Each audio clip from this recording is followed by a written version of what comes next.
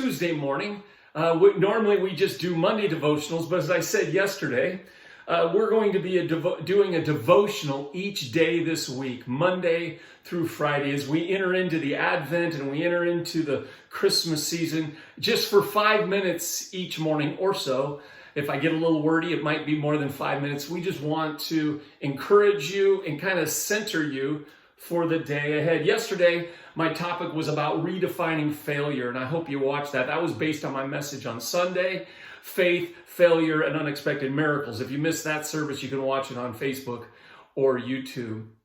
Today, though, I want to talk about that we are God's hands and feet, and as we go forth this day, God will put people into our pathway that maybe we can just give some hope to.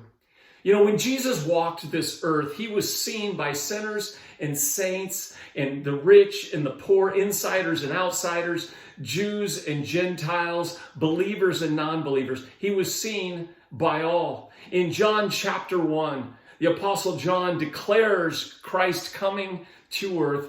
This is what Christmas is about. He says, the Word Jesus became flesh and made his dwelling among us. And he said, and we have seen his glory. The comprehensive expression of the good news was revealed when Jesus became flesh and made his dwelling among us. And John says, and we have seen his glory. I think of the woman at the well, the shame of 5 failed marriages, an outcast in her own village, soul parched and empty, going back to tell her village about this man that she had met, transformed by his gentleness and grace, embraced by salvation story, declaring that his kindness is better than life. And this Samaritan woman sees the love of God in all his glory.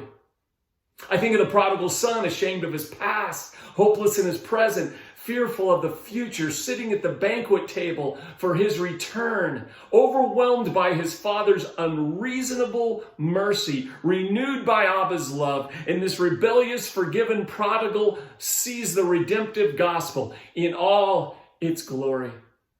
I think about Zacchaeus, insecure, empty, shallow, crooked, betrayer of his own people, sliding down the lookout tree as fast as he can, generosity bursting forth from his bones, transformed by God's patience, going home to have dinner with the giver of undeserved gifts. And this remorseful tax collector sees the comprehensive, expansive, glorious glory of God. I think of the woman ashamed of her past, tears in her eyes, anointing the feet of the one who did not judge her. And while the religious voyeurs are scoffing and condemning, hearts of stone, the Son of Man looks deep in her eyes. And for the first time, there is a man who does not want to take something from her, but wants to give her everlasting worth. And she is restored by her master's touch. And this abused woman experiences forgiveness through the comprehensive, redemptive, glorious gospel. And she experiences his glory.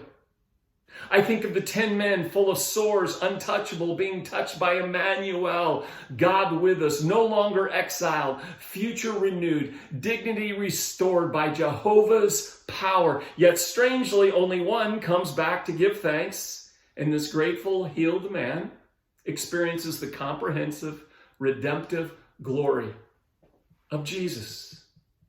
Have you seen Jesus? And have you seen his glory lately?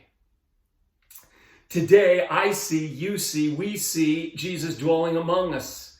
And the glimpses of his glory are shown through people of faith. Today, we see the comprehensive expression of God's glory at work, where God's will is being done on earth as it is in heaven.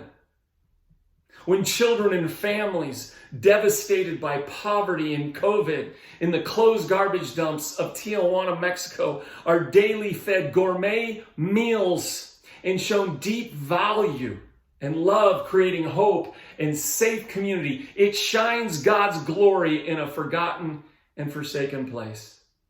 When families experiencing loss receive gentle love and deep care by a group of selfless volunteers called the Grief Share Team amidst the sadness and tears, The hands and feet of Jesus dwelling among us offer hope.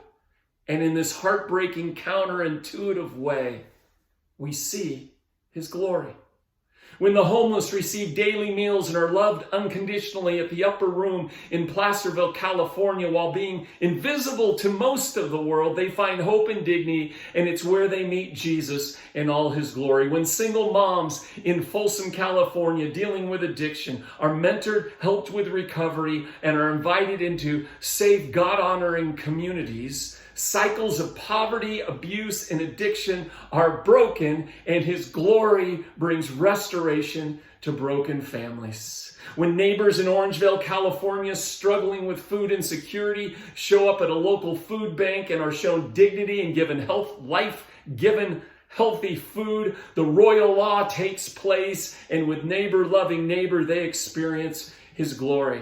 Let me say this, during this Christmas season, when broken couples get fixed, wandering students find direction, empty bellies get filled, tired hearts get renewed, restless souls find peace, guilt-ridden lives get set free, and lonely wanderers find a home over and over, we see the hands and feet of Jesus dwelling among us, and in obvious ways and in not so obvious ways.